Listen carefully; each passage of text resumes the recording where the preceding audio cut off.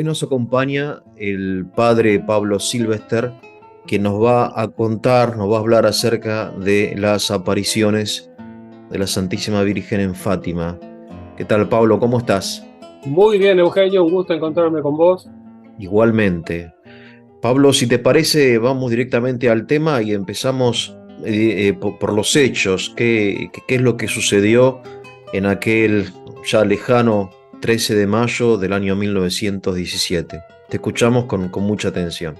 Podemos recordar cómo en 1917, a partir del 13 de mayo, que fue la primera manifestación de la Virgen en Fátima, hasta el 13 de octubre, la Virgen se aparece allí en Fátima, que está muy cerca de Lisboa, a unos 150 kilómetros hacia el norte. Podemos decir también que en 1917 era la Primera Guerra Mundial, todavía estaba en curso dicha Primera Guerra Mundial. Por otra parte, las manifestaciones de la Virgen, las apariciones, que fueron 6, todas se realizaron el día 13, menos la del mes de agosto, ya que los pastores se encontraban amenazados por el alcalde, quien los había amenazado con matarlos, incluso utilizando la imagen de quemarlos vivos. En relación a las apariciones como tales, cada vez fueron creciendo en número. Cada vez que llegaba un día 13, los pastores eran acompañados por una cantidad más grande de peregrinos, y todas las apariciones se van a caracterizar porque en octubre se realiza el gran milagro del sol, que fue un milagro anunciado porque la Virgen les había dicho, los pastores lo repitieron, que en octubre iba a ser un milagro. Y allí se dio la siguiente situación: la prensa agnóstica y atea, que era muy fuerte por entonces también en Portugal, fueron a cubrir lo que para ellos era el fracaso y el colapso de falsas apariciones, y ellos fueron quienes presenciaron el milagro del sol, el sol que se puso a danzar, a dar vueltas y que cubría todas las cosas con distintos colores. Y eso, además de ser un gran milagro para quienes estaban presentes, se calculan unos 70.000 personas que habían concurrido ese día. La misma prensa, con las máquinas fotográficas y con la prensa escrita a partir del día siguiente, le dieron difusión a aquello que fue sin duda un gran milagro, que venía a certificar lo que son las apariciones de la Virgen en Fátima. Bueno, hubo una progresión, obviamente, desde la primera aparición hasta la última. También se podría decir, en cuanto al contexto, que 1917 es un año muy especial. Es el año de la Declaración Balfour en Inglaterra, por la cual se crea el protectorado británico en Palestina, en Tierra Santa. 1917 es también los 2 siglos del bicentenario de las logias de Londres, y se hizo una celebración muy importante en Roma, un desfile muy importante que fue presenciado nada menos que por San Maximiliano Kolbe, quien allí toma decisiones muy importantes para su vida. Y también tenemos que decir que el 1917, en octubre, en el mes que coincide con la última aparición y el milagro de Fátima, es el año en que Lenin triunfa en Moscú, instaurando la revolución. Bueno, por otra parte, esta es una característica muy propia de Fátima, el tema religioso involucrado con lo que sucede en medio de los hombres. Tenemos que decir que estas apariciones que se dieron en 1917 estuvieron precedidas, perdón, 1917, sí, 17, digo bien, estuvieron precedidas por las apariciones del Ángel de la Paz o del Ángel de Portugal, quien se les aparece a los pastores, quien incluso en una ceremonia mística les distribuye y les da la comunión, y es ese Ángel de Portugal quien les enseña esa oración que se repite hoy normalmente en los grupos: Señor, yo creo, adoro, espero y te amo, y te pido perdón por aquellos que no creen, ni adoran, ni esperan, ni te aman. Más aquella otra oración: Santísima Trinidad, Padre, Hijo y Espíritu Santo, yo te ofrezco el cuerpo, sangre, alma y divinidad de tu muy amado Hijo, presente en todos los sagrarios del mundo, en reparación por los ultrajes y ofensas por los cuales él es tratado, por los méritos Inmaculado Corazón de María, te pido por la conversión de los pecadores. Más o menos, no es literalmente como lo dije, pero se aproxima bastante. Bueno, este es el núcleo, muy genéricamente contado, de lo que fueron aquellas apariciones en 1917, y lo que también se caracteriza, bueno, se caracteriza por todo, Fátima tiene que ver con todo, absolutamente, pero por ejemplo en la, en el mes de julio hay una aparición de la Virgen, en donde hubo allí tres secretos que posteriormente fueron conocidos. No se conocieron en 1917 como tales, esos secretos se los reservó la vidente principal, que era Lucía, pero posteriormente sí. A todo esto tenemos que decir que Fátima era una localidad muy sencilla, muy humilde, completamente agrícola, que los pastores son tres, por una parte Lucía y dos hermanos, Francisco y Jacinta. La edad respectivamente viene a ser de unos 9, 10 años, 8 y 7 años, respectivamente para Lucía, Francisco y Jacinta. Por otra parte, en el momento de las apariciones, la vidente principal siempre es Lucía, ya que puede ver a la Virgen, puede oír a la Virgen, puede hablar a la Virgen. En el caso de Jacinta puede verla y puede escucharla, y en el caso de Francisco únicamente la puede ver. A Francisco es Lucía quien le cuenta qué es lo que dijo la Virgen en la aparición.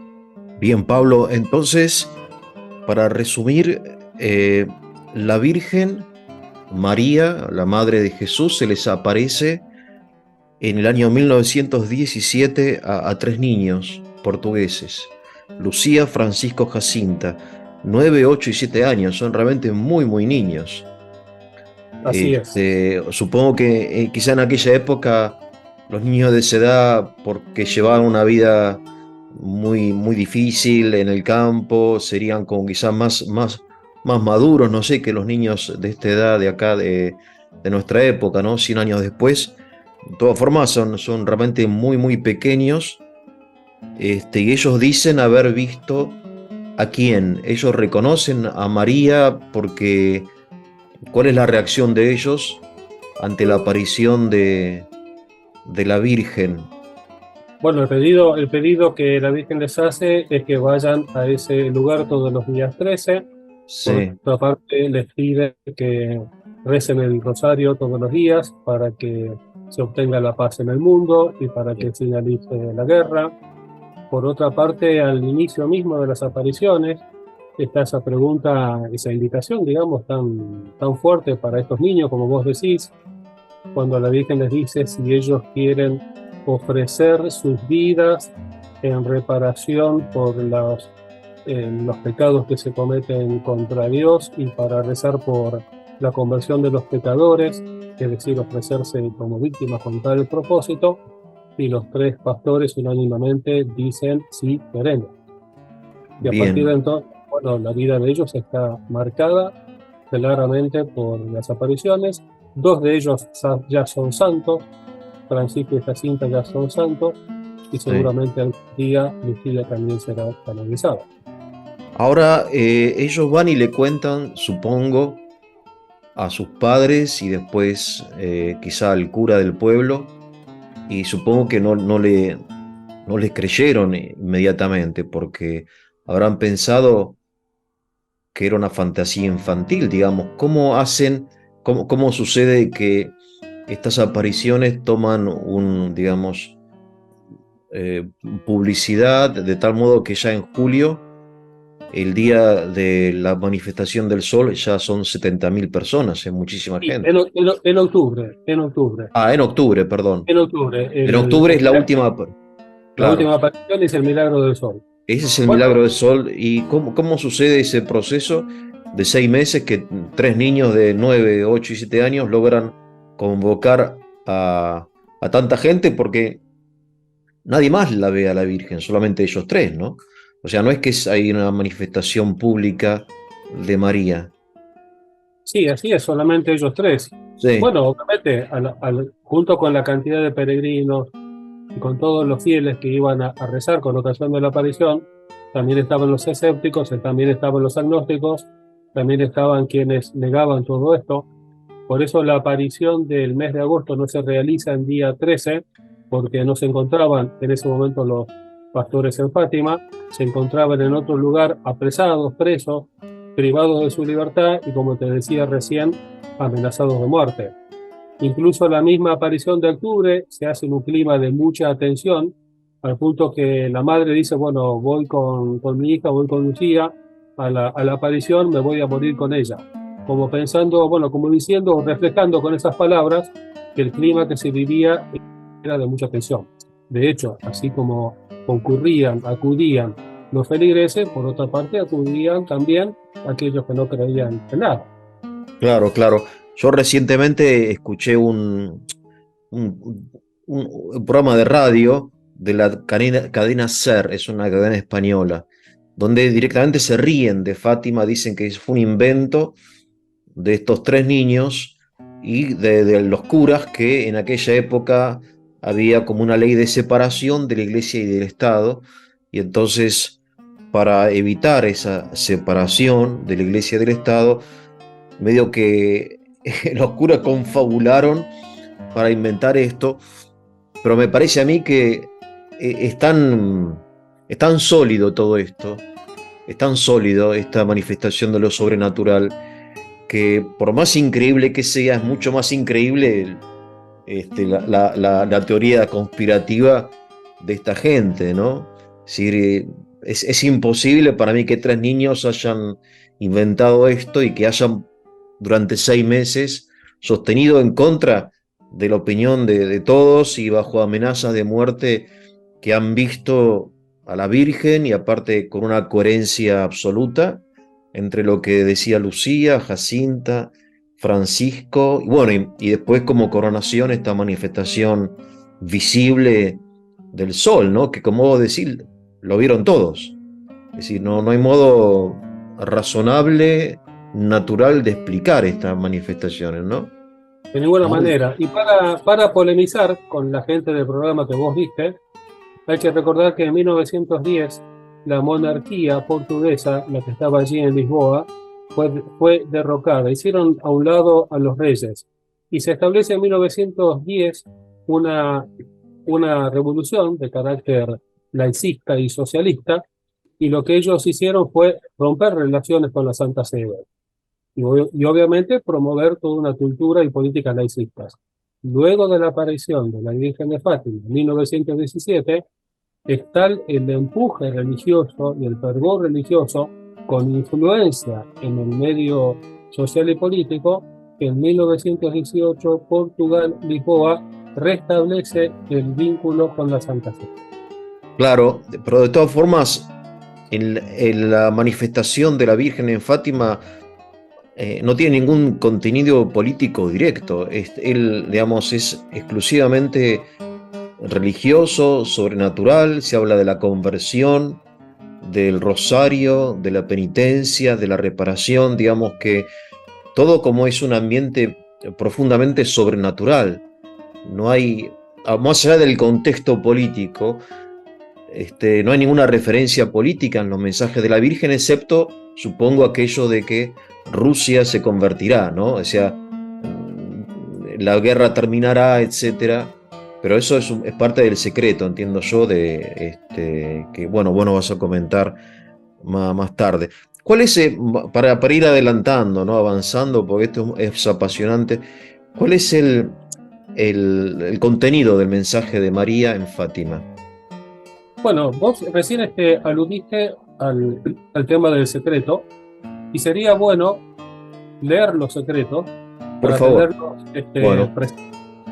Bueno, el primer secreto dice así: la Virgen nos mostró un gran mar de fuego que parecía estar bajo la tierra, inmersos en aquel fuego, los demonios y las almas como si fueran brasas transparentes y negras, o bronceadas con forma humana, y que fluctuaban en el incendio. Tenían llamas que salían de ellos mismos, junto a nubes de humo, cayendo de todas partes, cosas parecidas a las chispas de los grandes incendios, sin peso ni equilibrio, entre gritos y gemidos de dolor y desesperación, que daban horror y hacían temblar de miedo.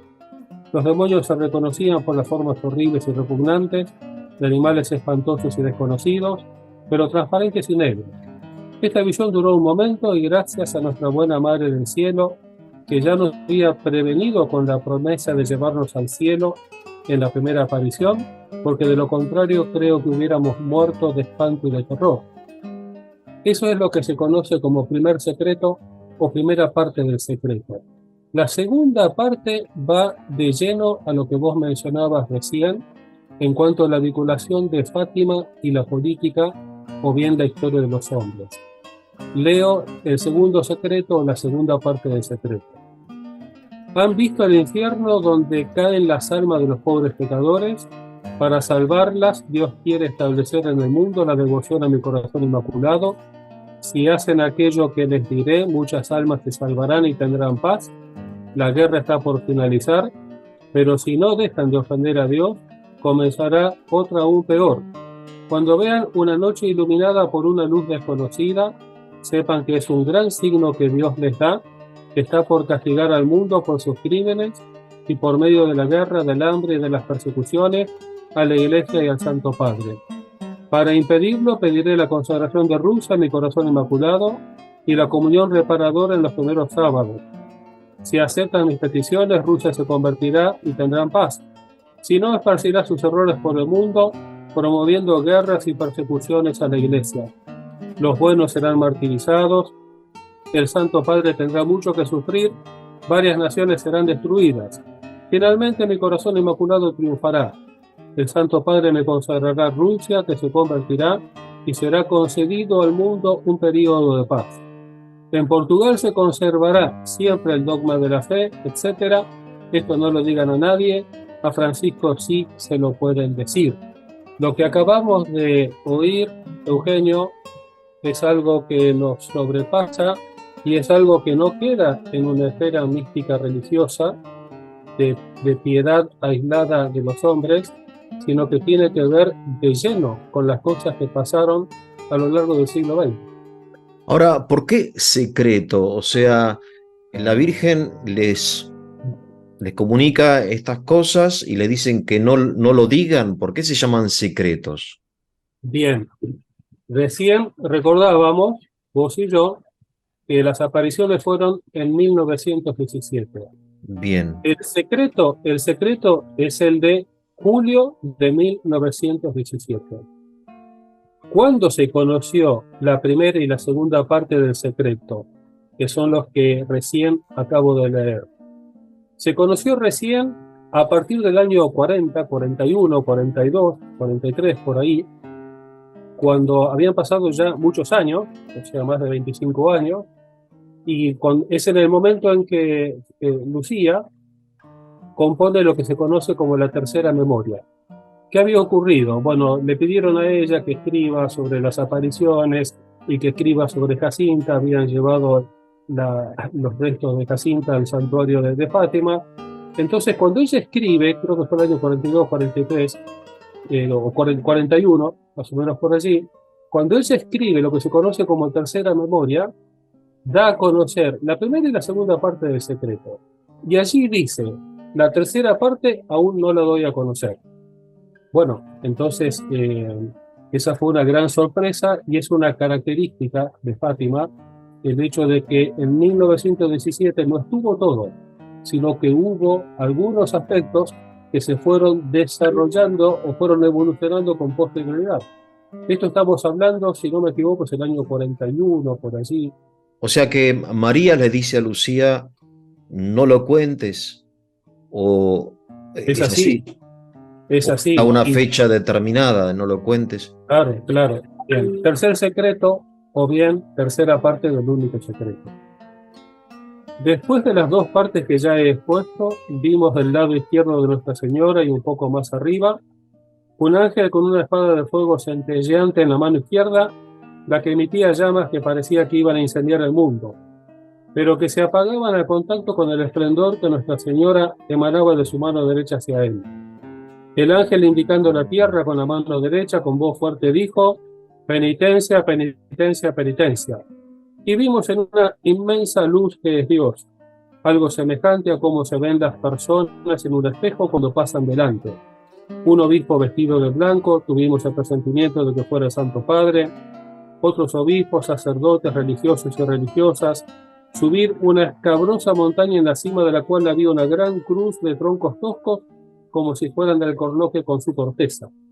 El Santo Padre, antes de llegar, atravesó una gran ciudad en ruinas, y medio trémulo, con paso vacilante, afligido de dolor y de pena, rogaba por las almas de los cadáveres que encontraba en su camino. En la cima del monte, mientras estaba postrado de hinojos a los pies de la gran cruz, un grupo de soldados le matan disparándole tiros y flechas. Del mismo modo murieron los unos después de los otros, obispos, sacerdotes, religiosos y religiosas, y varios seglares, hombres y mujeres de varias clases y posiciones.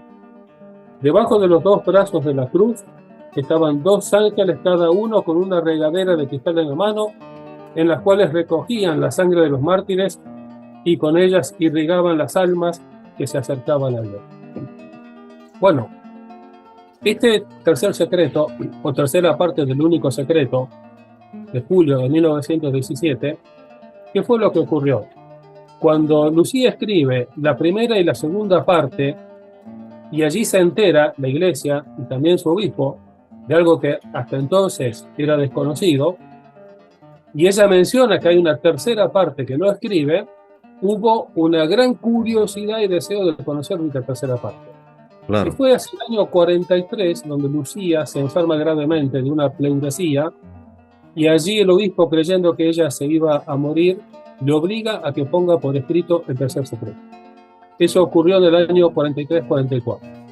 Ese tercer secreto lo escribe entonces Lucía y permaneció totalmente oculto, desconocido, hasta el año 2000, que lo dio a conocer Juan Pablo II.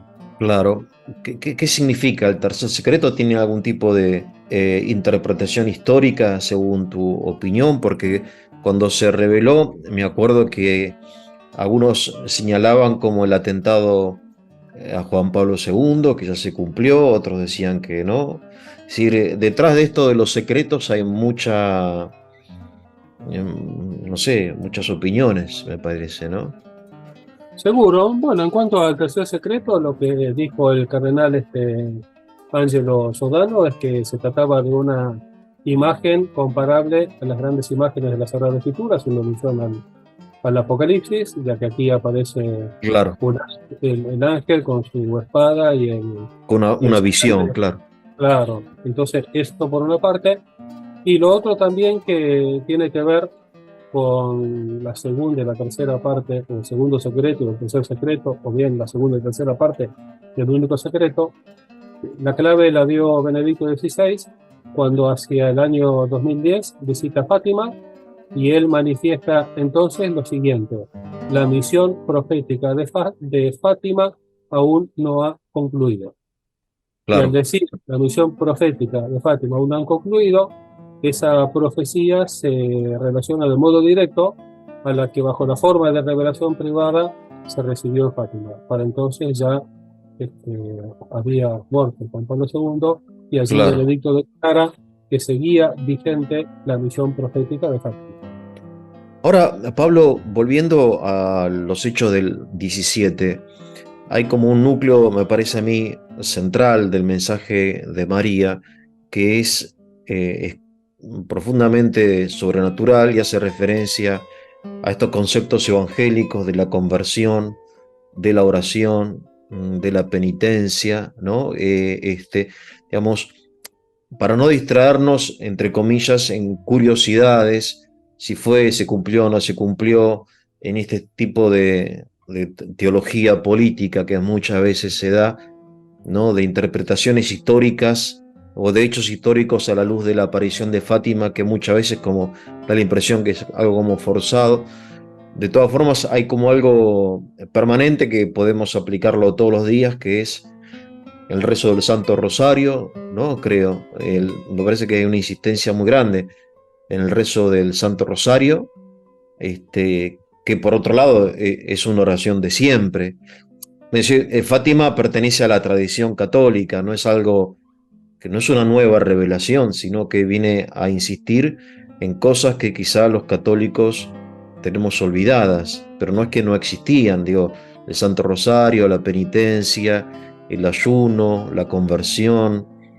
Es muy evangélico, Fátima. Completamente. Lo que vos acabas de mencionar es el núcleo de Fátima. Incluso estás a lo que le piden los pastorcitos, la Virgen, recen y hagan penitencia por los pecadores, porque hay muchos que se condenan y se van al infierno porque no hay quien rece y haga penitencia por ellos. El rezo del Santo Rosario, obviamente que está pedido para ellos diariamente, que recen diariamente el Rosario para la paz del mundo. La imagen que se aparece en Fátima, eso lo manifiesta la Virgen en la última aparición, en octubre del 17, cuando dice: soy la señora del Rosario, soy la señora del Rosario. Por tanto, propiamente es Nuestra Señora del Rosario de Fátima. Aunque Claro. cuando decimos la Señora de Fátima, ya de hecho la asociamos al Rosario. Y bueno, y decir Nuestra Señora del Rosario, decir el Rosario, es una evocación de Santo Domingo de Guzmán y su prédica en medio de los albigenses, es una evocación también, bueno, de San Pío V, de la batalla de Lepanto, de San Juan de Austria, en Claro. fin, es decir, algo muy importante en el corazón de la feligresía a tener en cuenta en nuestra época.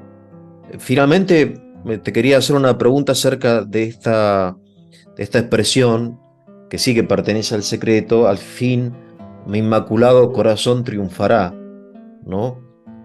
Digamos que es como una nota de mucha esperanza, como que la iglesia, porque María es madre de la iglesia, atraviesa dificultades de todo tipo, pero dice, al fin mi inmaculado corazón triunfará, ¿no? Es decir, ¿qué significa esto?